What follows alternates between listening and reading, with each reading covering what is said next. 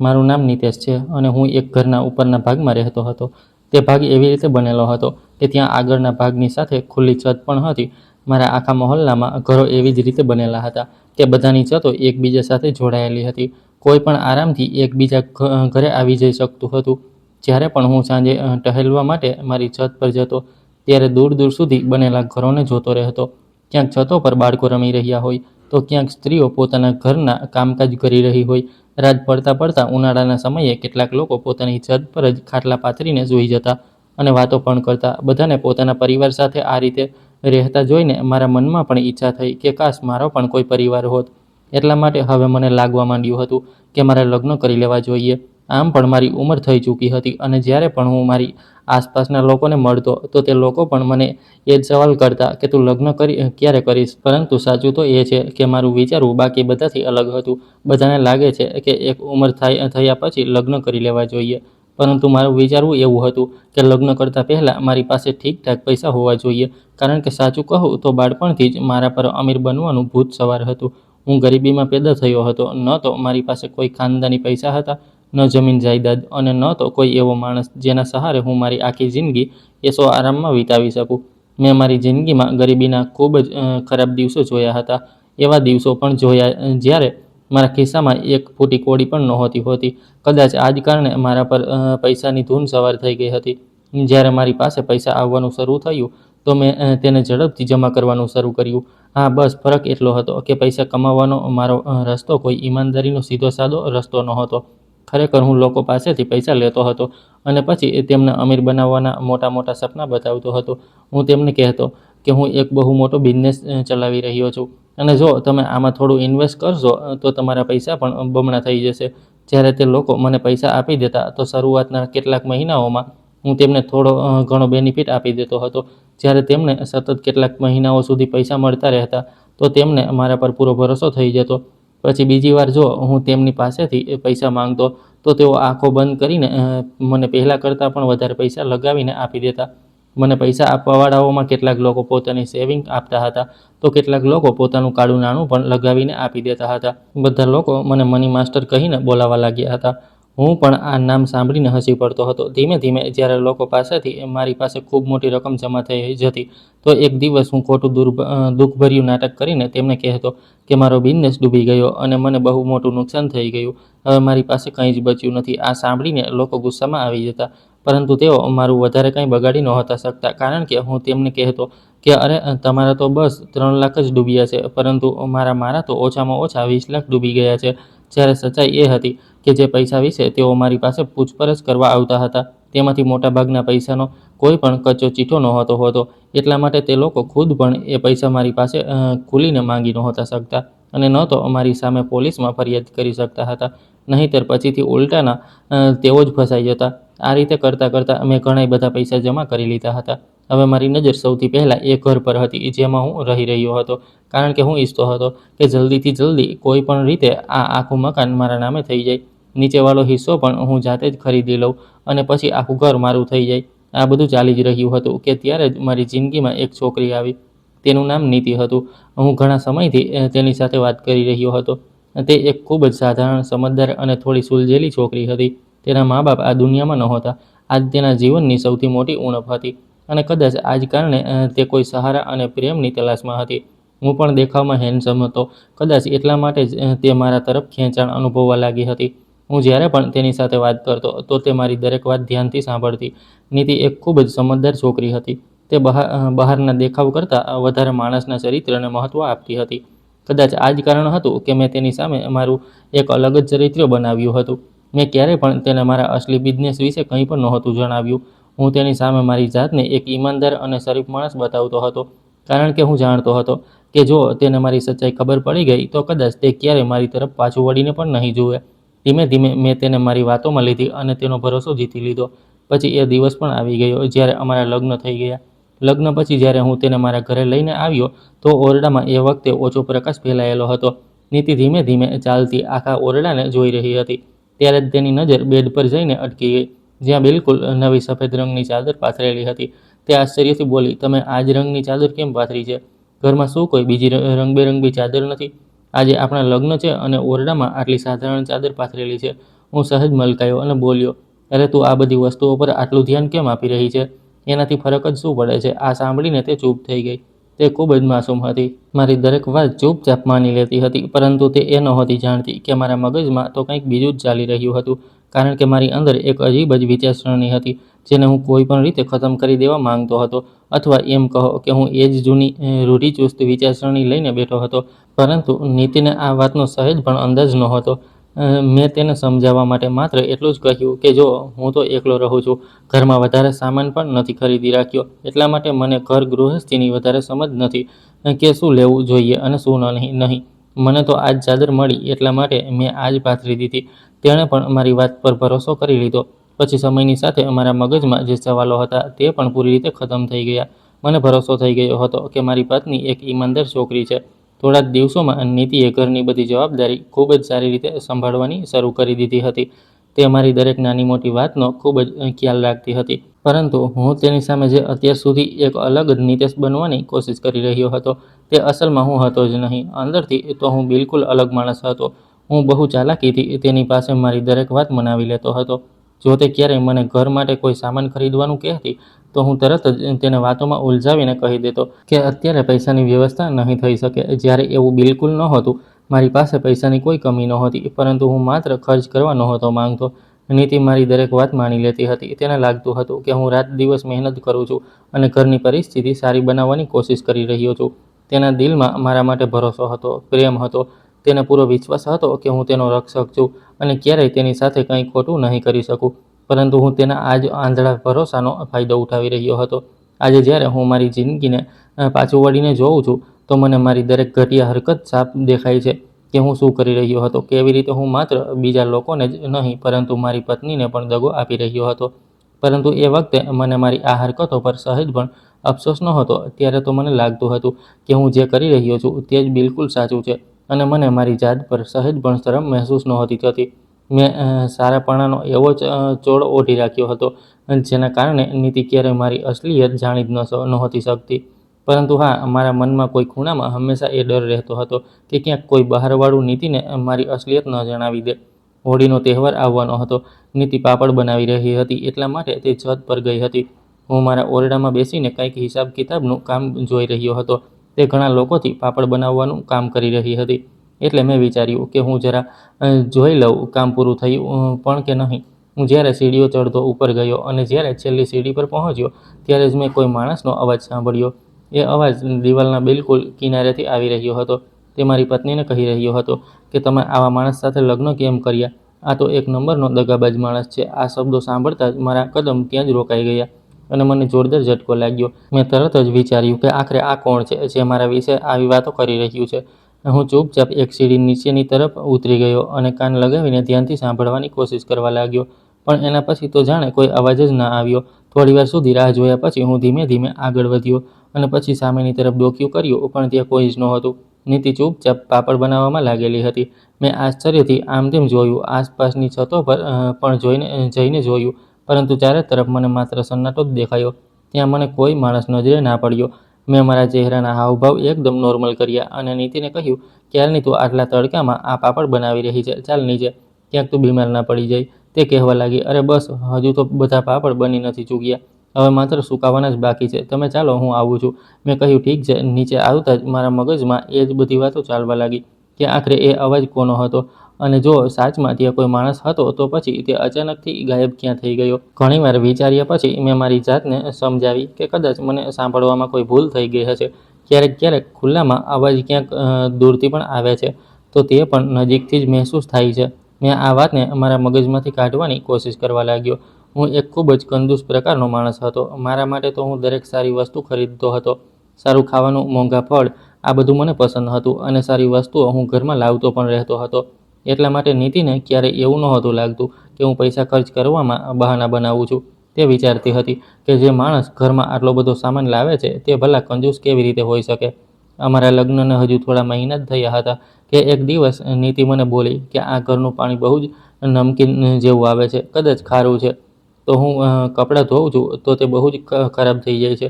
મારા તો બધા જ સૂટ ખરાબ થઈ ગયા. મને તમે બે ત્રણ સૂટ લાવીને આપી દો. મેં તરત જ આ વાતને ફેરવવાનું શરૂ કરી દીધું. મેં તેને કહ્યું કે અરે, આજના જમાનામાં ભલા ઘરે સૂટ કોણ પહેરે છે? તું મારા શર્ટ પહેરી લેજે અને ઉપર ટી-શર્ટ નાખી દેજે. એનાથી તારા સૂટ ખરાબ પણ નહીં થાય અને આ રીતે તારી પ્રોબ્લેમ પણ સોલ્વ થઈ જશે. આમ પણ આપણા ઘરમાં અહીં છે જ કોણ? આરામથી રહે ને. નીતિએ મારી તરફ જોયું. તેના ચહેરા પર એક અજીબ જ ગુસ્સાવાળો ભાવ આવ્યો. તે કહેવા લાગી, પરંતુ મને આ રીતે કપડાં પહેરવું બિલકુલ સારું નથી લાગતું. મને સલવાર સૂટ પહેરવું જ પસંદ છે. થોડીવાર ચૂપ રહ્યા પછી તે મને બોલી, તમે એક વાત જણાવો, જો તમારા કપડામાં કોઈ ખરાબી થઈ જશે તો શું તમે મારા કપડાં પહેરવાનું શરૂ કરી દેશો? આ વાત સાંભળીને મને ગુસ્સો આવી ગયો. મેં કહ્યું, તું આ કેવી બકવાસ વાતો કરી રહી છે? તે કહેવા લાગી, તો પછી તમે મને તમારા કપડાં પહેરવા માટે કેમ કહી રહ્યા છો? આ સાંભળીને હું ચૂપ થઈ ગયો. પછી તે મારી પાસે આવીને બેસી ગઈ અને મારી આંખોમાં આંખો નાખીને બોલી, શું તમારી પાસે પૈસાની કમી છે કે તમે મને 2 જોડી સૂટ સુધી ખરીદીને નથી આપી શકતા? તેની આ વાત સાંભળીને મને વધારે ગુસ્સો આવી ગયો. મેં કહ્યું, અચ્છા, તો આનો મતલબ તારા મોઢામાં જીભ પણ છે? તે બોલી, જીભ તો બધાના મોઢામાં જ હોય છે ને. તેનો જવાબ સાંભળીને હું થોડી પળો માટે હેરાન રહી ગયો. મેં ક્યારેય વિચાર્યું પણ નહોતું કે આટલી માસૂમ અને સીધી છોકરી એક દિવસ મને આ રીતે પલટીને જવાબ પણ આપી શકે છે. પરંતુ તેના આ રીતે કહેવાથી એ પણ મારું દિલ ના પીગળ્યું. મેં તો પણ તેને કોઈ કપડાં ખરીદીને ના આપ્યા. હું હંમેશા વિચારતો હતો કે ભલા નીતિ સાથે લગ્ન કર્યા પછી મને કોઈ દહેજ કે સામાન તો મળ્યો નથી. મને શું જ ફાયદો થયો કે હું તેના પર વગર વાંકે પૈસા ખર્ચ કરું? વખત વીતતો ગયો અને નીતિ એ જ જૂના અને ઘસાયેલા કપડાઓમાં જ કામ ચલાવી રહી હતી. ક્યારેક કોઈ કુર્તીનું કાપડ વધારે ઘસાઈ જવાના કારણે તે પાતળું થઈ જતું, તો ક્યારેક તેને બાંય પર રફુ કરાવવું પડતું અથવા ક્યારેક વારંવાર સિલાઈ કરવી પડતી. પરંતુ તે ચૂપચાપ આ બધું સહન કરતી રહી. તેની આ હાલત જોવા માટે ન તો મારા પરિવારમાં કોઈ હતું અને ન તો તેનું કોઈ પોતાનું હતું જે તેની પાસે તેનો હાલચાલ પૂછે. પરંતુ જો કોઈ હોત પણ તો તેને ખાતરી જ ન થાત કે હજુ તેના લગ્નને માત્ર 4 મહિના જ થયા છે અને તે આવા કપડાઓમાં પોતાની જિંદગી વિતાવી રહી છે. જાણે કે તે ના જાણે કેટલાય વર્ષોથી ગરીબીનો શિકાર હોય, જ્યારે મારી પાસે પૈસાની કોઈ કમી પણ નહોતી. અહીં નીતિ સાથે લગ્નના થોડા મહિનાઓ પછી જ મારી જિંદગીમાં કોઈ બીજું જ આવી ચૂક્યું હતું. હું જાણતો હતો કે હું આ ખોટું કરી રહ્યો છું, પરંતુ એ વખતે મને માત્ર મારી ખ્વાહિશો સિવાય બીજું કંઈ દેખાતું જ નહોતું. એ છોકરી બહુ ખૂબસૂરત હતી. તેની વાતોમાં એક અજીબ કશિશ હતી અને એટલા માટે હું તેના તરફ જતાં મારી જાતને રોકી જ ન શક્યો. ધીમે ધીમે અમારો સંબંધ આગળ વધી ગયો. તે એકલી રહેતી હતી. હું અવારનવાર તેના ઘરે જતો રહેતો હતો. મારા માટે આ બધું એક મામૂલી સી વાત બની ગઈ હતી. જ્યારે ઘરે આવતો તો નીતિ મને પહેલાંની જેમ જ પ્રેમ આપતી, મારો ખ્યાલ રાખતી, મારી ખૂબ ઇજ્જત કરતી. તે મારા માટે જમવાનું બનાવતી, મારી જરૂરિયાતોનો ખ્યાલ રાખતી. પરંતુ હું તો તેના ભરોસાના બદલામાં તેને દગો આપી રહ્યો હતો. આમ જ દિવસો વીતતા રહ્યા અને પછી એ જ થયું જે હંમેશાથી થતું આવ્યું છે. કહેવાય છે કે એક સ્ત્રીનો સિક્સ્થ સેન્સ બહુ તેજ હોય છે. તે પોતાના માણસની બેવફાઈને મહેસૂસ કરી લે છે અને આવું જ થયું. નીતિને પણ શક થઈ ગયો. પહેલાં તો તે ચૂપ રહી, પરંતુ પછી તેણે પુરાવા એકઠા કરવાના શરૂ કરી દીધા અને એક દિવસ જ્યારે હું ઘરે આવ્યો તો તે રોજની જેમ મને કંઈક અલગ જ લાગી. તે એકદમ શાંત હતી અને તેના ચહેરા પર ગંભીરતા હતી, પરંતુ મેં વધારે ધ્યાન ના આપ્યું. રાત્રે તેણે મને ઓરડામાં બોલાવ્યો. હું અંદર પહોંચ્યો તો તે એ વખતે ખુરશી પર બેઠી હતી અને સામે ટેબલ પર મારો ફોન મૂકેલો હતો. તેની સાથે ઘણા બધા કાગળો પણ પડેલા હતા. આ બધું જોઈને હું એક પળ માટે ચોંકી ગયો. તેણે મારી તરફ જોયું અને ખૂબ જ ગંભીર અંદાજમાં બોલી, બેસી જાઓ નિતેશ. હું પણ બેસી ગયો. તે બોલી, આજે મારે તમને કેટલાક સવાલ કરવા છે. તેનો આ પ્રકારનો અંદાજ જોઈને મને સમજાઈ ગયું કે આખરે વાત શું છે. તેણે પછી એક એક કરીને મને મોબાઈલના બધા સ્ક્રીનશોટ બતાવવાના શરૂ કર્યા. ઓરડામાં એકદમ સન્નાટો હતો. તેણે કહ્યું, આ બધું શું છે? મેં સ્ક્રીનશોટ જોયા. તે બધા મેસેજ હતા જે મારા અને પેલી બીજી છોકરી વચ્ચે થયા હતા. આ બધું જોઈને મને ગુસ્સો આવવા લાગ્યો. મને મારી ભૂલ પર કોઈ શરમ મહેસૂસ ના થઈ, બલ્કે મને એ બહુ ખરાબ લાગ્યું કે તેણે મારો ફોન ચેક કરી લીધો. હું મોટા અવાજે બૂમ પાડીને બોલ્યો, તારી હિંમત કેવી રીતે થઈ? તે મારો ફોન ચેક કેમ કર્યો?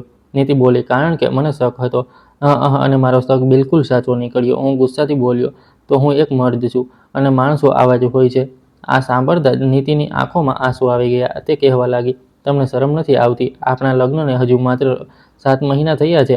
શું તમારું દિલ મારાથી આટલી જલ્દી ભરાઈ ગયું કે તમે આ પ્રકારની ઘટિયા હરકતો કરવાની શરૂ કરી દીધી?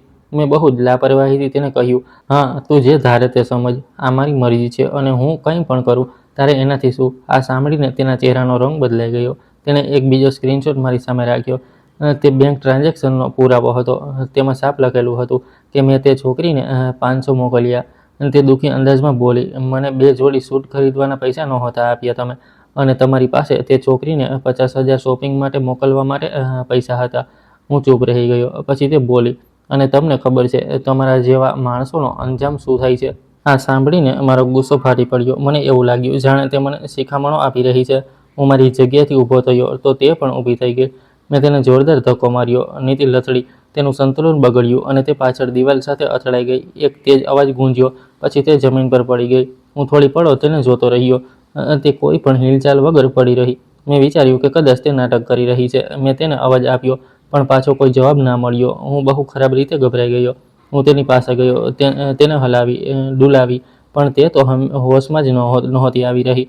મારા હાથ પગ ફૂલવા લાગ્યા. હું તેને જલ્દીથી ઉઠાવીને હોસ્પિટલ લઈ ગયો. આખા રસ્તે મારા મગજમાં અજીબ અજીબ ખ્યાલ આવતા રહ્યા. હોસ્પિટલ પહોંચીને ડૉક્ટર તેને અંદર લઈ ગયા. હું બહાર બેચેનીથી રાહ જોતો રહ્યો. થોડીવાર પછી ડૉક્ટર બહાર આવ્યા. તેમણે કહ્યું કે ચિંતાની વાત નથી, તે બેહોશ થઈ ગઈ હતી. મેં રાહતનો શ્વાસ લીધો, પણ ડૉક્ટરે એક બીજી વાત કહી, જે સાંભળીને હું હેરાન રહી ગયો. ડૉક્ટરે કહ્યું, અભિનંદન, તમે પિતા બનવાના છો. એક પળ માટે તો મારો બધો જ ડર ખતમ થઈ ગયો અને ચહેરા પર ખુશી આવી ગઈ. હું સતત એ જ વિચારવા લાગ્યો કે મારું બાળક હવે આ દુનિયામાં આવવાનું છે. થોડીવાર પછી અમે ઘરે પાછા આવ્યા. નીતિ હજુ પણ અડધી બેહોશીની હાલતમાં હતી. હું તેની પાસે જ બેઠો રહ્યો. ઘણીવાર પછી તેણે ધીમે ધીમે આંખો ખોલી. મેં તરત તેનો હાથ પકડવાની કોશિશ કરી, પણ તેને એક ઝટકાથી પોતાનો હાથ પાછળ કર્યો અને કહેવા લાગી કે મને હાથ ના લગાડતા. મેં પ્રેમથી કહ્યું કે તું માં બનવાની છે. આ સાંભળીને તે દંગ રહી ગઈ. તેની આંખોમાં આશ્ચર્ય દેખાવા લાગ્યું. પછી તે બોલી, પરંતુ શું ફાયદો એવી ઓલાદનો જેના પિતા બેવફા હોય? તેનો અવાજ આ કહેતા કહેતા ભરાઈ આવ્યો. તે બોલી કે આ બાળકની માં સાથે તેનો બાપ કેવો વ્યવહાર કરે છે. તો વિચારો, આ બાળક કેટલું કમનસીબ હશે. હું જાણતો હતો કે જો હું આ વખતે તેને નહીં મનાવી શકું, તો કદાચ પછી તે મને ક્યારેય માફ નહીં કરે. મેં પણ તરત રોવાનું નાટક કર્યું. જો કે મારા આંસુ સાચા નહોતા. હું માત્ર રોવાની સારી એક્ટિંગ કરી રહ્યો હતો. મેં રડતા રડતા કહ્યું કે પ્લીઝ નીતિ, મને માફ કરી દે. જો હું ફરીથી તે છોકરી સાથે વાત નહીં કરું, ક્યારે તેને કોઈ મેસેજ નહીં મોકલું. હવે તો તું માં બનવાની છે. આપણું બાળક આ દુનિયામાં આવવાનું છે. હું બસ તારો ખ્યાલ રાખીશ, બાળકની સાથે રમીશ, તેનો પણ ખ્યાલ રાખીશ. હવે તો તું મારા માટે બધું જ છે. તું આખરે મારા બાળકની માં બનવાની છે. આ કોઈ નાની વાત નથી. મેં તેની આગળ હાથ જોડી લીધા અને પછી તેના સમ પણ ખાધા કે હું હવે ફરીથી ક્યારેય આવું નહીં કરું. નીતિ ચૂપચાપ મારી વાતો સાંભળતી રહી. પછી તે બોલી કે જો એવું છે તો પછી ઠીક છે, તેનો નંબર અત્યારે મારી સામે ડિલીટ કરો અને બધી જગ્યાએથી બ્લોક કરી દો. મેં તરત જ કહ્યું, ઠીક છે, હું હમણાં જ કરું છું. મેં મોબાઈલ કાઢ્યો, તેની સામે નંબર ડિલીટ કર્યો અને બધી જગ્યાએથી બ્લોક પણ કરી દીધો. નીતિ આ બધું જોતી રહી અને તેના ચહેરા પર હવે થોડોક સુકૂન જોવા મળતો હતો. તે માં બનવાની હતી. તેના દિલમાં પોતાના આવનારા બાળકની ખુશી પણ હતી. કદાચ એટલા માટે જ તે મને ફરીથી એક ઉમ્મીદ આપી રહી હતી. પરંતુ તે મારી અસલી સચ્ચાઈ તો જાણતી જ નહોતી. જેવો હું ઓરડામાં બહાર નીકળ્યો, મારા ચહેરા પર એક શેતાની મુસ્કાન આવી ગઈ. હું સીધો બીજા ઓરડામાં પહોંચ્યો, મોબાઈલ કાઢ્યો અને પછી એ નંબરને ફરીથી મેં સેવ કરી લીધો. આ વખતે મેં તેનું નામ બદલીને એક છોકરાના નામથી સેવ કર્યું. હવે મારી પત્ની માટે મારી સચ્ચાઈને પકડી પાડવી અસંભવ હતી. આવતા મહિને હું નીતિને ફરીથી ચેકઅપ માટે ડૉક્ટર પાસે લઈ ગયો. સવારનો વખત હતો, એટલા માટે વાતાવરણ ઘણું હળવું ફૂલકું અને ઠંડુ હતું. અમે બંને રિક્ષામાં બેસીને ક્લિનિક પહોંચ્યા. નીતિના ચહેરા પર માં બનવાની ખુશી સાફ દેખાઈ રહી હતી અને આખા રસ્તે પોતાના પેટ પર તે હાથ રાખીને બેઠી રહી, જાણે કે આવનારા બાળક વિશે વિચારી રહી હોય. ક્લિનિકમાં ઘણી ભીડભાડ હતી. વેઇટિંગ રૂમમાં બીજી સ્ત્રીઓ પણ બેઠેલી હતી. કેટલીકની સાથે તેમના પતિ આવ્યા હતા અને કેટલીક પોતાની માં સાથે આવી હતી. ત્યાંની દિવાલો પર બાળકોની હેલ્થ અને પ્રેગ્નન્સી દરમિયાન કેવા પ્રકારની સાવધાની રાખવી જોઈએ, આ બધી વસ્તુઓને લઈને અલગ અલગ પ્રકારના પોસ્ટ લગાવેલા હતા. જ્યારે આપણો વારો આવ્યો તો અમે ડૉક્ટરની કેબિનમાં પહોંચ્યા. ડૉક્ટરે નીતિનું ચેકઅપ કર્યું અને કેટલાક સવાલ પૂછ્યા. હું ઘણી વારથી એક જ વાત વિચારી રહ્યો હતો કે આખરે મને મોકો મળ્યો તો મેં ડૉક્ટરને તરત જ પૂછ્યું કે એ જણાવો, દીકરો પેદા થશે કે દીકરી? ડૉક્ટરે ધ્યાનથી મારી તરફ જોયું અને પછી ધીમેથી બોલ્યા કે હજુ 3જો મહિનો શરૂ થયો છે. આટલી જલ્દી આ બધું ખબર ના પડી શકે. મેં કહ્યું કે પરંતુ બીજા દેશોમાં તો તરત ખબર પડી જાય છે. ડૉક્ટર પાછળની તરફ ટેકો લગાવીને બેઠા અને બોલ્યા, તેમની પાસે એડવાન્સ મશીન્સ હોય છે, પરંતુ અહીંયા સામાન્ય રીતે 5મા મહિને અથવા એના પછી જ અંદાજ આવે છે. મેં માથું હલાવતા કહ્યું કે ચાલો ઠીક છે. નીતિ ચૂપચાપ અમારી વાતો સાંભળી રહી.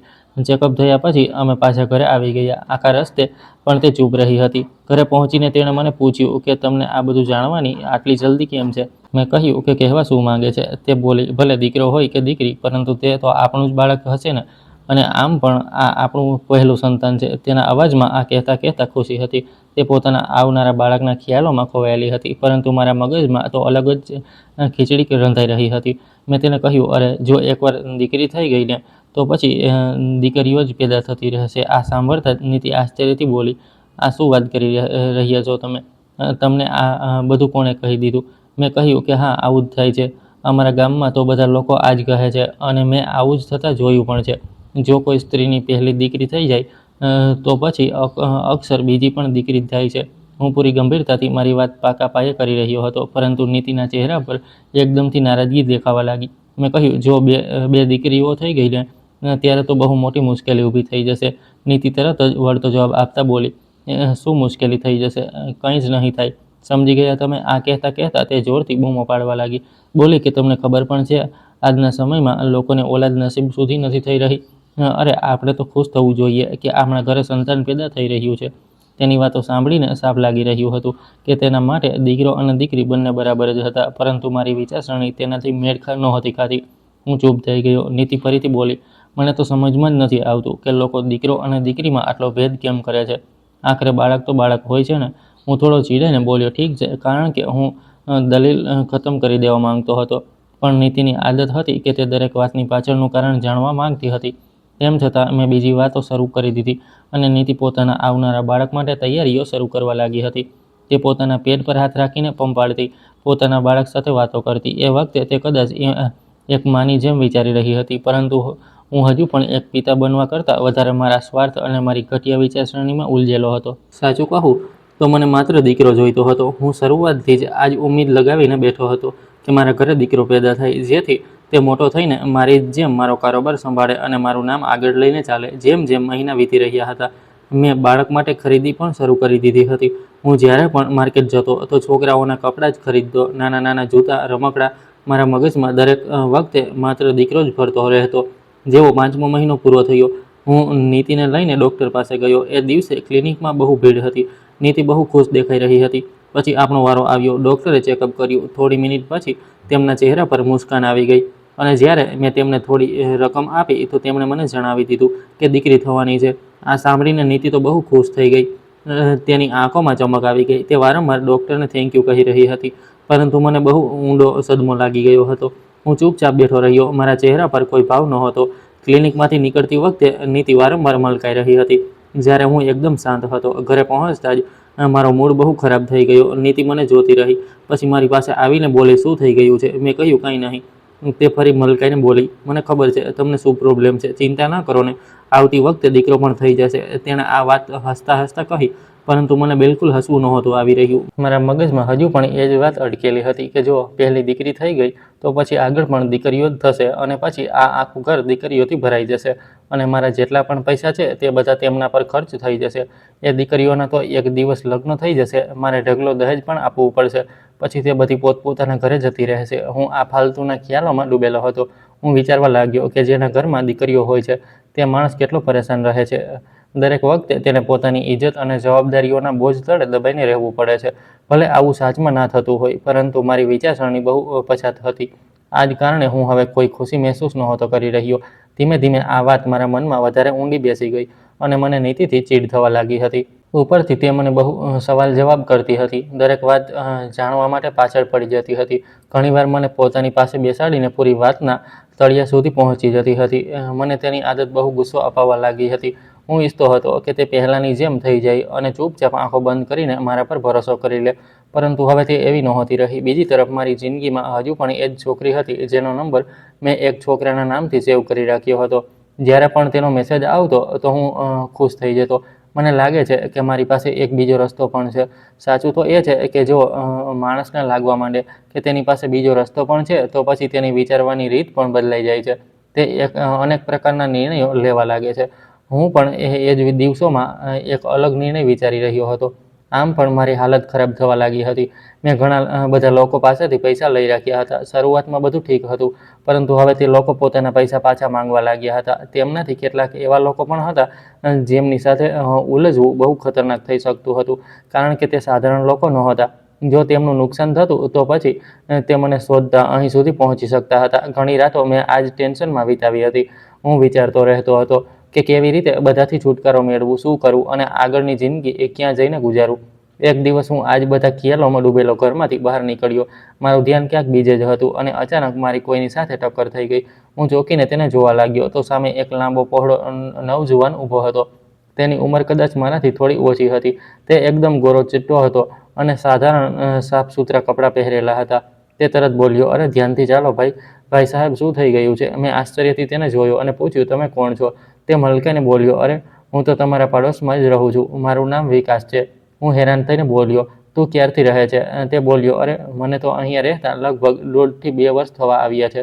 હું તો હેરાન રહી ગયો. હું મારી દુનિયામાં એટલો ખોવાયેલો હતો કે મને એ પણ ખબર નહોતી કે મારા પાડોશવાળા ઘરમાં કોણ રહે છે. મેં તેને ધ્યાનથી જોયો. પછી પૂછ્યું, "શું તું ભણેલો છે?" તો તે હસવા લાગ્યો અને બોલ્યો, "અરે ના ના, હજુ લગ્ન નથી થયા." પરંતુ તેનો અવાજ સાંભળીને મારા મગજમાં જૂની વાત યાદ આવી ગઈ. મને એ દિવસ યાદ આવી ગયો જ્યારે મેં છત પર કોઈ માણસનો અવાજ સાંભળ્યો હતો.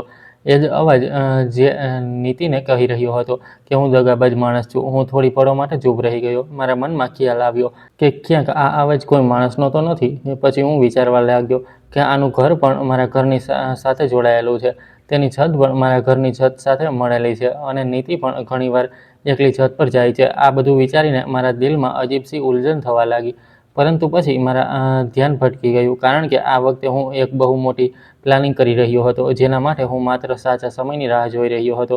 હજુ હું આ જ ખ્યાલોમાં ગૂંચવાયેલો હતો કે ના જાણે કેવી રીતે નીતિને ફરીથી ખબર પડી ગઈ કે મારો એ છોકરી સાથે કોન્ટેક્ટ ખતમ નથી થયો. મને સમજ નહોતી આવતી કે તેને ખબર નહીં કેવી રીતે આ બધું ખબર પડી જતી હતી. તે મારી જિંદગીની દરેક નાની મોટી વાત પર નજર રાખતી હતી. તેણે મને પોતાની સામે ફરી બેસાડી લીધો. તેનો ચહેરો ગુસ્સાથી લાલ હતો, આંખોમાં આંસુ હતા અને ચહેરા પર નારાજગી સાફ દેખાઈ રહી હતી. હું સમજી ગયો કે હવે હું ફસાઈ ચૂક્યો છું. હું તેના દરેક સવાલથી અને વધારે ગુસ્સામાં આવતો જતો રહ્યો હતો. મારી અંદર પહેલાથી જ ઘણી બધી ગૂંચવણો ભરેલી હતી. પૈસા માંગવાવાળાઓનો ડર, દેશ છોડવાની પ્લાનિંગ અને હવે આ એક નવી મુસીબત મારી સામે આવી ઊભી હતી. અને નીતિ, તે તો સતત બસ બોલતી જ જઈ રહી હતી. તે મને બોલી, "તમે મારી સાથે વાયદો કર્યો હતો. તમે મારી સામે બધું જ ખતમ કરી દીધું હતું. પછી આ બધું કેમ કર્યું?" મને તો એવું લાગી રહ્યું હતું જાણે તેની કોઈ વાત મને સંભળાઈ જ ન રહી. મારા મગજમાં માત્ર મારી પ્લાનિંગ જ ચાલી રહી હતી. આ જ કારણે દલીલ વધતી ગઈ. તે જોર-જોરથી બૂમો પાડવા લાગી અને પછી આ મામલો એક બહુ મોટા ઝઘડામાં બદલાઈ ગયો. ગુસ્સામાં આવીને મેં તેને જોરથી ધક્કો આપી દીધો. તે પાછળની તરફ પડી અને તેનું માથું દિવાલ સાથે અથડાયું. તે જમીન પર પડી ગઈ અને એકદમ સન્નાટો છવાઈ ગયો. હું તો દંગ રહી ગયો. હું તેની પાસે ગયો, તેને અવાજ આપ્યો, "નીતિ," પરંતુ કોઈ જવાબ ન મળ્યો. મારા દિલની ધડકન તેજ થઈ ગઈ અને મારા હાથ પગ કાંપવા લાગ્યા. હું સમજી નહોતો શકતો કે હવે હું શું કરું. મારા મગજમાં એક પછી એક ડરામણા ખ્યાલ આવી રહ્યા હતા. જો હું તેને આવી હાલતમાં હોસ્પિટલ લઈ ગયો તો મારા પર જ સવાલો ઉઠશે. લોકો પૂછશે કે શું થયું અને કદાચ પોલીસ પણ આવી જાય. આમ પણ મારી જિંદગીમાં પહેલાથી કેટલી બધી મુશ્કેલીઓ હતી. હું બહુ ડરેલો હતો અને આ જ ગભરાહટમાં હું એક પછી એક ખોટા નિર્ણયો લેતો જઈ રહ્યો હતો. મને સમજ નહોતું આવી રહ્યું કે હું શું કરું. હું વારંવાર ઓરડામાં ચક્કર લગાવી રહ્યો હતો કે ત્યારે જ મારી નજર ઘરના સ્ટોર રૂમમાં રાખેલી એક જૂની મોટી પેટી સંદૂક પર પડી. તે મારા પપ્પાના જમાનાની હતી, ભારેખમ લોખંડની બનેલી અને વર્ષોથી તેનો કોઈ ઉપયોગ પણ નહોતો થયો. બદહવાસીની હાલતમાં મેં જેમ તેમ કરીને નીતિને એ પેટીની અંદર જ સુવડાવી દીધી અને પછી તેના ઉપર કેટલોક જૂનો સામાન મૂકી દીધો. એ વખતે મારા મગજમાં બસ એ જ ચાલી રહ્યું હતું કે ગમે તેમ કરીને મારે અહીંથી નીકળવું છે. જેટલી જલ્દી થઈ શકે. હું તરત નીચે આવ્યો. ચારે તરફ સન્નાટો હતો. એ જ ઘર જ્યાં ક્યારેક નીતિનો અવાજ ગૂંજતો હતો, જ્યાં તે મારી સાથે દલીલો કરતી હતી, આપણા ફ્યુચરના સપના જોતી હતી. હવે બધું જ સૂમસામ હતું. મેં ઘરને બહારથી તાળું લગાવ્યું અને નીકળી ગયો. થોડા દિવસ એક દોસ્તને ત્યાં ગુજાર્યા અને આ દરમિયાન મેં દેશ છોડવા માટે મારી બધી તૈયારીઓ પૂરી કરી. દરેક પસાર થતા દિવસ સાથે મારી બેચેની વધી રહી હતી. પરંતુ એક સુકૂન પણ હતું કે આ દેશ છોડ્યા પછી મારી બધી મુશ્કેલીઓ મારાથી દૂર થઈ જશે. ત્યાં રહેતા મને દરેક વખતે ડર લાગતો હતો કે કોઈ દિવસ પોલીસ ના આવી જાય, કોઈ મને શોધી ના લે, ક્યાંક જે લોકોના પૈસા મારી પાસે હતા તે મારી પાછળ ના પડી જાય. પરંતુ થોડો સમય વીત્યો અને ધીમે ધીમે મારો ડર ઓછો થવા લાગ્યો કારણ કે મારા કાગળિયા તૈયાર થવાના જ હતા. હું એ બધાથી દૂર થવાનો હતો. ન તો મારા મહોલ્લાવાળા મારા સુધી પહોંચી શકતા હતા અને ન તો એ લોકો જેના પૈસા મારી પાસે હતા. હું વિચારવા લાગ્યો કે હવે નીતિનો કિસ્સો પણ ખતમ થઈ ચૂક્યો છે. હું મારા અતીતને બહુ પાછળ છોડી ચૂક્યો છું. પણ મને ખબર નહોતી કે ઘણીવાર કેટલીક કહાનીઓ માણસનો પીછો બહુ દૂર સુધી કરે છે. મેં મારા મહોલ્લામાં એ અફવા પણ ફેલાવી દીધી હતી કે નીતિ ઘર છોડીને કોઈની સાથે જતી રહી છે.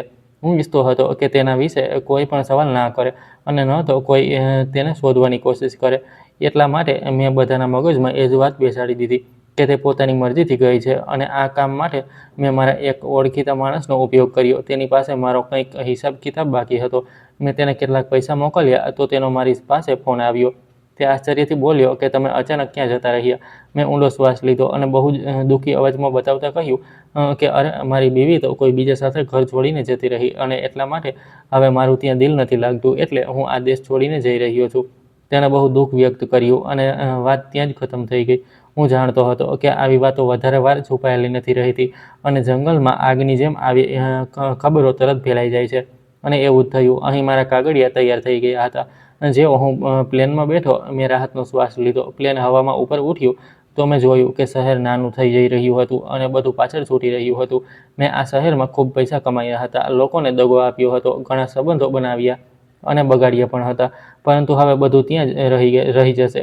એના પછી હું દુબઈમાં મારી જિંદગી ગુજારવા લાગ્યો. શરૂઆતના કેટલાક વર્ષો તો હું માત્ર પૈસા કમાવામાં બીજી રહ્યો. પછી ધીરે ધીરે સમય પસાર થતો ગયો અને મારી અંદર કેટલાક બદલાવ આવવા લાગ્યા. કહેવાય છે માણસ હંમેશા એક જેવો નથી રહેતો. હું પણ ના રહ્યો. હું હવે એક અજીબ સી ઉલઝનમાં રહેવા લાગ્યો. એ દિલ જે ક્યારેક પથ્થરનું હતું, જે માત્ર પૈસાની પાછળ ભાગતું હતું, ધીમે ધીમે નરમ પડવા લાગ્યું. રાત્રે જાગતો તો જૂની વાતો યાદ આવતી. એકાંતમાં બેસતો તો વીતેલી પળો આંખોની સામે ફરવા લાગતી. એ બધાની વચ્ચે એક ચહેરો વારંવાર સામે આવતો. તે હતો નીતિનો ચહેરો. હું જેટલી વાર પણ ભગવાન પાસે તેને માફ કરી દેવાની પ્રાર્થના કરતો એટલી વાર તેનો ચહેરો મારી આંખો સામે આવી જતો. પરંતુ અંદરથી એક અવાજ આવતો કે એ સ્ત્રીની આખરે ભૂલ શું હતી? તે તો એક ખરાબ પત્ની પણ નહોતી. તે માત્ર સાચું જાણવા માંગતી હતી. તે માત્ર પોતાના ઘરને બચાવવા માંગતી હતી. પછી તેની સાથે આવું કેમ થયું? આ સવાલ મને અંદરને અંદર ખાવા લાગ્યો. પહેલીવાર મને મારી જાત પર શરમ આવવા લાગી. હું વિચારવા લાગ્યો કે એક દિવસ હું પાછો જઈશ અને બધાને સાચું જણાવીશ. મારો ગુનો બધાની સામે કબૂલ કરીશ. પછી જે સજા મળશે તેને પણ દિલથી માનીશ. જો સજા પૂરી થયા પછી જિંદગીએ મોકો આપ્યો તો પછી એક નવી શરૂઆત કરીશ. આ બધું વિચારતા વિચારતા મને 10 વર્ષ વીતી ગયા અને આખરે એ દિવસ આવ્યો જ્યારે હું ભારત પાછો ફર્યો. પ્લેનમાંથી ઉતર્યો તો મારું દિલ ઝડપથી ધડકી રહ્યું હતું. આટલા વર્ષોમાં તો શહેરો બદલાઈ જાય છે, લોકો બદલાઈ જાય છે અને ઘણીવાર માણસ ખુદ પણ ઓળખાણથી નથી આવતો. હું સીધો મારા જૂના ઘર તરફ ગયો. આ એ જ ઘર હતું જ્યાં મારી જિંદગીનું સૌથી મોટું રહસ્ય દફન હતું. ઘરને જોઈને મારું દિલ અજીબ થઈ ગયું. દિવાલોનો રંગ ઉતરી ગયો હતો. દરવાજા અને બારીઓ પર ધૂળ જામેલી હતી. એવું લાગતું હતું જાણે વર્ષોથી કોઈએ તેના તરફ જોયું પણ નથી. મેં તાળું ખોલ્યું. દરવાજો કડકડ અવાજ સાથે ખુલ્યો. અંદર વેરાન છવાયેલી હતી. હવામાં બંધ ઓરડાઓની મહેક ફેલાયેલી હતી. ચારે તરફ ધૂળ જ ધૂળ હતી. મેં એક સાફ સફાઈવાળાને બોલાવ્યો અને આખું ઘર સાફ કરાવવાનું કહ્યું. તેણે પોતાનું કામ શરૂ કર્યું. સાફ સફાઈમાં જૂનો સામાન એક તરફ કરવામાં આવવા લાગ્યો. સાંજ સુધી ઉપરવાળો માળ ઘણે અંશે સાફ થઈ ચૂક્યો હતો. હું કંઈક જરૂરી સામાન લેવા માર્કેટ ગયો. ખાવા પીવાની કેટલીક વસ્તુઓ લીધી અને પાછો આવીને કિચનમાં રાખવા લાગ્યો. મને અંદાજ નહોતો કે મહોલ્લાવાળાઓને મારી વાપસીની ખબર મળી ચૂકી છે. થોડા દિવસોમાં આખા વિસ્તારમાં વાત ફેલાઈ ગઈ કે નીતિશ પાછો આવી ગયો છે. એક અઠવાડિયા પછી બપોરના સમયે દરવાજા પર જોરદાર ટકોરા પડ્યા. મેં દરવાજો ખોલ્યો તો બહાર ઘણા માણસો ઊભા હતા. તેમાંથી કેટલાક ચહેરા હું ઓળખતો હતો. આ એ જ લોકો હતા જેમની પાસેથી મેં વર્ષો પહેલાં પૈસા લીધા હતા. કેટલાક ઘરડા દેખાઈ રહ્યા હતા, કેટલાકના વાળ સફેદ થઈ ચૂક્યા હતા, પરંતુ તેમના ચહેરા પર ગુસ્સો આજે પણ એવો જ હતો. એક માણસ આગળ વધીને બોલ્યો, તને શું લાગ્યું હતું કે અમે લોકો અમારા પૈસા ભૂલી જઈશું? ત્યારે જ બીજો બૂમ પાડીને બોલ્યો, આટલા વર્ષો પછી પાછો આવ્યો છે. લાગે છે કે તું ખૂબ પૈસા કમાઈને આવ્યો છે. હવે અમારા પૈસા પાછા કર. બધા લોકો એકસાથે મોટા અવાજે બૂમો પાડવા લાગ્યા. બધા પોતાના પૈસા વિશે પૂછી રહ્યા હતા. હું ચૂપચાપ તેમને જોતો રહ્યો. પછી બોલ્યો કે હું તમને લોકોને પહેલાં એક વાત જણાવવા માગું છું. બધા ચૂપ થઈ ગયા. મેં કહ્યું, મારી વાત સાંભળ્યા પછી તમે નક્કી કરી લેજો કે હું તમારા પૈસા આપવાને લાયક છું પણ કે નહીં. એક માણસ ગુસ્સાથી બોલ્યો, શું કહેવા માંગે છે? મેં ઊંડો શ્વાસ લીધો. પછી કહ્યું કે હું એક બહુ મોટો ગુનો કરીને ગયો હતો અને આજે તેને હું બધાની સામે કબૂલ કરવા માંગુ છું. તે લોકો એકબીજાનું મોઢું જોવા લાગ્યા. થોડીવાર સન્નાટો રહ્યો. પછી એકે પૂછ્યું કે આખરે કહેવા શું માંગે છે? મેં કંઈ ન કહ્યું. પાછો ફરીને સીડીઓ તરફ ચાલવા લાગ્યો તો તેઓ બધા પણ મારી પાછળ આવવા લાગ્યા. અમે ઉપરના માળે પહોંચ્યા. હું તેમને છતના ખૂણા તરફ લઈ ગયો. ત્યાં વર્ષો પહેલાં એ જૂની પેટી સંદૂક રાખેલી હતી. તેની હાલત હવે ખરાબ થઈ ચૂકી હતી. તેના પર ઘણો કાટ લાગી ચૂક્યો હતો અને કિનારીઓ જગ્યાએથી તૂટી ચૂકી હતી અને માટીની જાડી પરત જામેલી હતી. લોકો હેરાનીથી તેને જોઈ રહ્યા હતા. એક માણસે બેસબરીથી પૂછ્યું, "આ બધું શું છે? અને તું અમને અહીં કેમ લાવ્યો છે?" હું પેટીની સામે ઊભો રહ્યો. મારા હાથ કાંપી રહ્યા હતા. મેં તેના ઢાંકણા તરફ ઇશારો કર્યો. લોકોએ ફરી કહ્યું, "અરે, જણાવતો કેમ નથી?" તે લોકો આશ્ચર્યથી મને જોઈ રહ્યા હતા. તેમને લાગી રહ્યું હતું કે કદાચ હું તેમને તેમના પૈસા આપવાનો છું. મેં ઊંડો શ્વાસ લીધો અને પછી બધાને પૂરી કહાની બતાવવાની શરૂ કરી દીધી કે કેવી રીતે મારી પત્ની જ્યારે મા બનવાની હતી. મેં તેને દગો આપ્યો, તેના પર જુલમ કર્યો અને પછી જ્યારે ઝઘડો થયો, મેં તેને ધક્કો આપી દીધો અને પછી હું ડરના માર્યા તેને પેટીમાં છુપાવી દીધી. આ કહેતા મારો અવાજ ભરાઈ આવ્યો. પૂરા 10 વર્ષનો બોજ મારા દિલ પર હતો. મેં કહ્યું, "હું બહુ મોટો ગુનેગાર છું અને આજે હું મારો ગુનો માનું છું. તમે લોકો મને પોલીસને હવાલે કરી દો. મને જે સજા મળશે હું ખુશી તેને પૂરી કરીશ." મારા શબ્દો ખતમ થયા અને સન્નાટો ફેલાઈ ગયો. બધા આશ્ચર્યથી મને જોઈ રહ્યા હતા. કોઈને ભરોસો નહોતો થઈ રહ્યો કે હું આ શું બોલી રહ્યો છું. હું પછી કાંપતા પગે એક કદમ એ પેટી તરફ વધ્યો અને કાટ લાગેલા તાળાને હાથ લગાવ્યો. જોયું તો તાળું તો પહેલાં જ તૂટેલું હતું. કદાચ લોખંડ બહુ જૂનું થઈ ચૂક્યું હતું. મેં ઢાંકણને ધીમે ધીમે ઉઠાવવાનું શરૂ કર્યું. મારા દિલની ધડકન એટલી તેજ થઈ ગઈ કે કાનો સુધી સંભળાઈ રહી હતી. હું વિચારવા લાગ્યો કે જેવું ઢાંકણું ખુલશે મારી જિંદગી હંમેશા માટે બદલાઈ જશે. ઢાંકણું કડકડ અવાજ સાથે ખુલ્યું અને મારી આંખો ફાટેલી રહી ગઈ. મારું ગળું સુકાઈ ગયું. મારો શ્વાસ છાતીમાં અટકવા લાગ્યો કારણ કે પેટીની અંદર ન તો નીતિનું કોઈ નિશાન હતું, ન કોઈ કપડું અને ન તો કોઈ એવી વસ્તુ જે 10 વર્ષ જૂના એ ડરામણા હાદસાની ગવાહી આપતી. બલ્કે તેની અંદર તો ચારે તરફ નોટો રાખેલી હતી, પૈસાની થોકડીઓ રાખેલી હતી, એટલી વધારે કે પેટી ઉપર સુધી ભરાયેલી હતી. મારી આસપાસ ઊભેલા લોકોએ જ્યારે અંદરનો નજારો જોયો તો તેમની આંખો ચમકી ઉઠી. અચાનક એક માણસ બોલ્યો, "અચ્છા, તો આ રહ્યા અમારા પૈસા. અરે, એનો મતલબ તું અમારી સાથે મજાક કરી રહ્યો હતો." ત્યારે બીજાએ કહ્યું, "અરે, હું તો પહેલાં જ કહી રહ્યો હતો કે જ્યારે આ પાછો આવશે તો ખાલી હાથ નહીં આવે." અને બસ આ એક સેકન્ડ પછી આખી ભીડ પેટી પર તૂટી પડી. કોઈએ એક થોકડી ઉઠાવી, કોઈએ 2 અને કોઈએ તેનાથી પણ વધારે. થોડી જ સેકન્ડમાં ત્યાં એવો નજારો બની ગયો જાણે લૂંટફાટ ચાલી રહી હોય. હું તો આશ્ચર્યથી જોતો રહી ગયો. હું સતત બૂમો પાડતો રહ્યો કે અરે, રોકાઈ તો જાવ. પહેલાં મારી વાત તો સાંભળી લો. પરંતુ હવે મારી સાંભળવાવાળું કોણ હતું? 10 વર્ષના પૈસાનો હિસાબ તેમની સામે પડ્યો હતો. દરેક માણસ પોતાનો હિસાબ કાઢવામાં લાગેલો હતો. કોઈ નોટો ગણી રહ્યું હતું, કોઈ ખિસ્સામાં ભરી રહ્યું હતું, કોઈ થેલીમાં નાખી રહ્યું હતું. થોડી જ વારમાં એ પેટી પૂરી ખાલી થઈ ગઈ. પછી તે લોકો અંદરો-અંદર હિસાબ કિતાબ લગાવવા લાગ્યા. જેના જેટલા પૈસા બનતા હતા તે આટલા લઈને અલગ થઈ ગયા. કોઈએ ઓછા લીધા તો કોઈએ વધારે. પોતાના હિસ્સાના પૈસા ઉઠાવ્યા. હું તો દંગ રહી ગયો. મારું મગજ કામ કરવાનું બંધ કરી ચૂક્યું હતું. પછી તેમનામાંથી એકે મારા ખભા પર હાથ રાખીને બોલ્યો, "થેન્ક યુ નિતેશ, તે અમારા પૈસા પાછા કરી દીધા. અમને તો લાગ્યું હતું કે તું ભાગી ગયો છે. અમને લાગ્યું કે તું બહુ ખરાબ માણસ છે, પરંતુ એવું નથી." પછી એકે મજાક કરતાં કહ્યું, "અરે, તું એવું કર, તારો કારોબાર ફરીથી શરૂ કર. અરે, અમે ફરીથી પૈસા લગાવીશું." આ કહીને બધા લોકો જોરથી હસવા લાગ્યા અને પછી એક કરીને ત્યાંથી ચાલ્યા ગયા. હું વારંવાર તેમને બોલાવીને કહેતો રહ્યો કે અરે, રોકાવ તો ખરા, મારી વાત તો સાંભળો. પણ તેમનો તો પોતાનો મતલબ પૂરો થઈ ચૂક્યો હતો અને એટલા માટે થોડી જ વારમાં આખી છત ખાલી થઈ ગઈ. માત્ર હું ત્યાં એકલો ઊભો રહી ગયો અને પેલી ખાલી પડેલી પેટી. હું થોડીવાર ત્યાં સદમામાં ઊભો રહ્યો. પછી ત્યારે જ મારા મગજમાં એક વાત વીજળીની જેમ ચમકી ગઈ. આખરે આ પૈસા આવ્યા ક્યાંથી? હું તો આટલી બધી રકમ લઈને આવ્યો જ નહોતો. હું દોડીને નીચે આવ્યો. મારા હાથ કાંપી રહ્યા હતા. મેં તરત મારો મોબાઈલ કાઢ્યો, બેંકની એપ ખોલી અને એકાઉન્ટનું બેલેન્સ ચેક કર્યું અને જેવી સ્ક્રીન પર જે રકમ દેખાઈ તેને તો મારા હોશ ઉડાવીને રાખી દીધા. મારા એકાઉન્ટમાં 1 કરોડ હોવા જોઈતા હતા, પરંતુ હવે ત્યાં બસ થોડાક રૂપિયા જ બાકી હતા. હું વારંવાર સ્ક્રીન જોઈ રહ્યો હતો કે કદાચ મને ખોટું દેખાઈ રહ્યું છે, કદાચ ઇન્ટરનેટમાં કોઈ ખરાબી છે. પણ સાચમાં એક બહુ મોટી રકમ ત્યાંથી ગાયબ થઈ ચૂકી હતી. મને બહુ જોરદાર ઝટકો લાગ્યો. મેં જલ્દી ટ્રાન્ઝેક્શન હિસ્ટ્રી ખોલી તો ત્યાં પર બહુ મોટી રકમના ટ્રાન્ઝેક્શન નોંધાયેલા હતા. પૂરી રકમ એકાઉન્ટમાંથી નીકળી ચૂકી હતી. હું મારી જાત સાથે જ બબડવા લાગ્યો, આ બધું કેવી રીતે થઈ શકે? આ કોણે કર્યું? શું મારું એકાઉન્ટ કોઈએ હેક કરી લીધું? ઘણા બધા સવાલો મારા મગજમાં ચાલવા લાગ્યા. જો આ પૈસા અહીંથી નીકળ્યા હતા તો તે પેટી સુધી પહોંચ્યા કેવી રીતે? તે પણ બરાબર એટલા જ પૈસા જેટલા લોકોનો હિસાબ થતો હતો. હું જેટલું વિચારતો એટલો જ ગૂંચવાતો જતો. મારું માથું ફાટવા લાગ્યું હતું. અને દિલની ધડકન બહુ તેજ થઈ ચૂકી હતી. મારું માથું ચકરાવા લાગ્યું અને ત્યારે જ મને જોરદાર ચક્કર આવ્યું અને હું જમીન પર પડી ગયો. જ્યારે મારી આંખ ખુલી તો જોયું રાત થઈ ચૂકી હતી. સામે અંધારું ફેલાયેલું હતું. દૂર ક્યાંયથી કૂતરાઓના ભસવાનો અવાજ આવી રહ્યો હતો. હું ભોંય તળિયે જ પડેલો હતો. થોડી પળો સુધી મને સમજાયું જ નહીં કે હું ક્યાં છું. પછી મારી નજર મોબાઈલ પર પડી, જેની સ્ક્રીન રોશન કરતા બેંકનો એ જ મેસેજ હજુ પણ દેખાઈ રહ્યો હતો. એ જ પૈસા, એ જ ટ્રાન્ઝેક્શન. પછી મને બધું યાદ આવી ગયું. હું ધ્રુસકે ને ધ્રુસકે રડવા લાગ્યો. આ મારી 10 વર્ષની કમાણી હતી, મારી જિંદગીભરની મહેનત, અને એક જ દિવસમાં બધું ખતમ થઈ ગયું હતું. હું સતત વિચારીને રડતો રહ્યો કે આખરે આ બધું કેવી રીતે થયું. આ પૈસા મારા એકાઉન્ટમાંથી નીકળીને પેટી સુધી કોણે પહોંચાડ્યા? મેં તો આવું કોઈ પણ ટ્રાન્ઝેક્શન નહોતું કર્યું. મેં તરત બેંકના હેલ્પ નંબર પર કોલ કર્યો.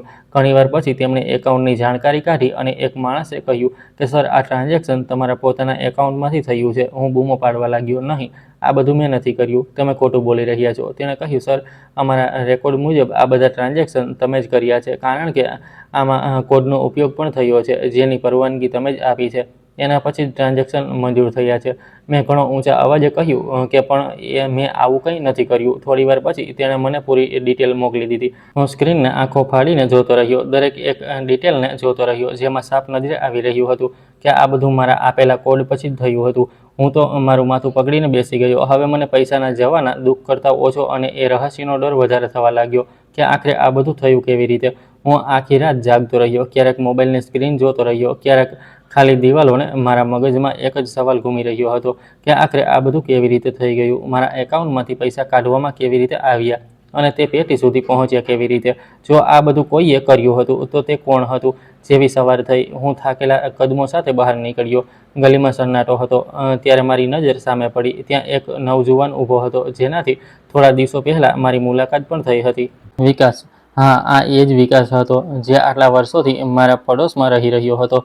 પરંતુ આજે તે એકલો નહોતો. તેની સાથે એક છોકરી પણ ઊભી હતી. તેની ઉંમર લગભગ 10 વર્ષની આસપાસ હશે. જેવી મારી નજર તેના ચહેરા પર પડી, હું દંગ રહી ગયો, કારણ કે તેની શકલ મારાથી ઘણી મળતી આવતી હતી. હું તેને ધ્યાનથી જોવા લાગ્યો. પછી મારી નજર તેની આંખો પર ગઈ. તે બિલકુલ નીતિ જેવી હતી. મારા કદમ પોતાની મેળે તેમની તરફ વધી ગયા. હોઠ સુકાઈ ગયા હતા. મેં કહ્યું, આ બધું શું છે? વિકાસે મારી તરફ જોયું. તેના ચહેરા પર ના ગુસ્સો હતો, ના મુસ્કાન. તે બોલ્યો, જ્યારે તું તારી પત્નીને એ હાલતમાં છોડીને ગયો હતો, ત્યારે તે જીવતી હતી. આ સાંભળતા જ મને ભયંકર ઝટકો લાગ્યો. તે આગળ બોલ્યો, એ રાત્રે મને તેનો અવાજ સંભળાયો. હું છત પર આવ્યો તો કંઈક અજીબ મહેસૂસ થયું. હું આમ તેમ શોધતા એ પેટી સુધી પહોંચ્યો. બહુ મુશ્કેલીથી તેને ખોલી તો જોયું, અંદર નીતિ હતી. મારી આંખોમાંથી આંસુ વહેવા લાગ્યા. વિકાસે કહ્યું. હું તરત તેને હોસ્પિટલ લઈ ગયો. તેના માથા પર ગંભીર ઈજા હતી. તેની હાલત બહુ ખરાબ હતી. 3 મહિના સુધી તે હોસ્પિટલમાં દાખલ રહી. અલગ અલગ રીતે ડૉક્ટર તેનો ઈલાજ કરતા રહ્યા અને મશીનો દ્વારા તેને જીવતી રાખવાની કોશિશ કરવામાં આવી. આ દરમિયાન તેના બાળકને પણ બચાવી લેવામાં આવ્યું. પછી વિકાસ થોડો ચૂપ થયો અને ઊંડો શ્વાસ લઈને બોલ્યો, પરંતુ નીતિ જીવતી ના રહી શકી. આ શબ્દ સાંભળીને મારી અંદર કંઈક તૂટી ગયું. મારી સામે નીતિનો ચહેરો આવી ગયો. તેની માસૂમ મુસ્કાન, તેની સાદગી, એ સ્ત્રી જેણે મને પ્રેમ કર્યો અને મેં જેને માત્ર દુઃખ આપ્યા. વિકાસે એ છોકરીના માથા પર હાથ રાખ્યો અને બોલ્યો, મરતા પહેલાં તેણે પોતાની દીકરીની જવાબદારી મને સોંપી દીધી હતી. ત્યારથી જ હું આને પાળી રહ્યો છું. મેં ફરીથી એ બાળકી તરફ જોયું. તે મારી દીકરી હતી, મારું લોહી, મારી ઓલાદ, જેના પેદા થવા પર હું ખુશ નહોતો, બલકે જેનાથી હું પહેલાં જ નફરત કરવા લાગ્યો હતો. આજે તે મારી સામે ઊભી હતી, એટલી માસૂમ કે તેને કદાચ એ પણ ખબર નહોતી કે હું કોણ છું. વિકાસ બોલ્યો, અને જ્યાં સુધી ચોરી થયેલા પૈસાની વાત છે, તો હા, એ બધું મેં કર્યું. મને ખબર પડી ગઈ હતી કે તું પાછો આવી ગયો છે. મેં જ તને બેહોશ કરીને આ બધું કર્યું હતું. આ મારો બદલો હતો. હું ઈચ્છતો તો દલીલ કરતો, તારા પર ગુસ્સો કરતો અને ઘોંઘાટ મચાવતો, પરંતુ મારી અંદર હવે એટલી તાકાત બચી જ નહોતી, કારણ કે હું જાણતો હતો કે અસલી ગુનેગાર હું ખુદ હતો. મેં નજર ઝુકાવી લીધી. મારી આંખોમાંથી આંસુ વહી રહ્યા હતા. મેં મારી દીકરી તરફ જોયું. દિલ ચાહ્યું કે તેને ગળે લગાવી લઉં, પરંતુ મને લાગ્યું કદાચ હું તો આ અધિકારના લાયક પણ નથી બચ્યો. હું ચૂપચાપ વળ્યો અને ત્યાંથી ચાલ્યો આવ્યો. આજે હું દુબઈ પાછો આવી ગયો છું. એ ઘર જેને મેં પછીથી મકાન માલિક પાસેથી ખરીદી લીધું હતું, મેં મારી દીકરીના નામે કરી દીધું. આ વિચારીને કે કદાચ હું તેના માટે કંઈક તો કરી શકું, કદાચ મારી કોઈ ફરજનો થોડોક હિસ્સો તો પૂરો કરી શકું. પરંતુ સાચું એ છે કે ઘણીવાર તમે કેટલો પણ પસ્તાવો કરી લો, તે ક્યારેય પૂરતો નથી હોતો. હવે મને આ જિંદગીમાં કોઈ હમસફર મળવાનું પણ નથી, અને જો મળી પણ ગયું તો તે નીતિ જેવું ક્યારેય ના હોઈ શકે, કારણ કે સાચો પ્રેમ કિસ્મતમાં વારંવાર નથી લખેલો હોતો. મેં તેને મારા જ હાથોથી ગુમાવી દીધો. મારી દીકરીની કિસ્મત સારી હતી કે તેને સમયસર બચાવવાવાળો પહોંચી ગયો, નહીંતર આજે હું મારી આખરી નિશાનીને પણ ખતમ કરી ચૂક્યો હોત. હવે હું બાકીની આખી જિંદગી મારા પાપોનો બોજ તળે ગુજારીશ. મારા લાલચે મારી આખી જિંદગી બરબાદ કરીને રાખી દીધી છે. દોસ્તો, આ કહાની આપણને એ શીખવે છે કે લાલચ, દગો, બેવફાઈ અને અહંકાર માણસ પાસેથી તેની સૌથી કિંમતી વસ્તુઓ છીનવી લે છે. સાચા સંબંધો અને સારા કર્મોની કિંમત સમય રહેતા જો ના સમજમાં આવે તો પછીનો પસ્તાવો આખી જિંદગી પણ ઓછો પડે છે. તો દોસ્તો, તમે લોકો કયા શહેરમાંથી અમારી કહાની સાંભળી રહ્યા છો, અને તમને આ કહાની પસંદ આવી હોય તો પ્લીઝ કોમેન્ટ કરીને જરૂર જણાવો. આ વિડીયોને લાઇક કરો, શેર કરો અને હાઈપ આપી દો. સાથે જ ચેનલને સબસ્ક્રાઈબ કરવાનું ના ભૂલતા. અને જો તમને મારી મહેનત પસંદ આવી હોય તો મને સુપર થેન્ક્સ આપીને તમારો પ્રેમ અને સપોર્ટ જરૂર બતાવો, જેથી હું તમારા માટે આવી જ શાનદાર કહાનીઓ લાવતો રહું. આ કહાની પૂરી રીતે કાલ્પનિક છે. તેના તમામ પાત્રો, ઘટનાઓ, સ્થાન અને સંવાદન લેખકની કલ્પના પર આધારિત છે. તેનો ઉદ્દેશ્ય માત્ર મનોરંજન, સામાજિક જાગૃતિ અને એક નૈતિક સંદેશ આપવાનો છે. કહાનીમાં બતાવવામાં આવેલા કોઈ પણ પ્રકારના અપરાધ, હિંસા, દગાબાજી, ઘરેલું હિંસા, લિંગભેદ અથવા અન્ય ખોટા કાર્યોનું સમર્થન અથવા પ્રચાર કરવામાં આવ્યો નથી. જો કોઈ વ્યક્તિ, સંસ્થા, સ્થાન અથવા વાસ્તવિક ઘટના સાથે કોઈ સમાનતા પ્રતીત થાય તો તેને માત્ર સંયોગ સમજવામાં આવે. આભાર.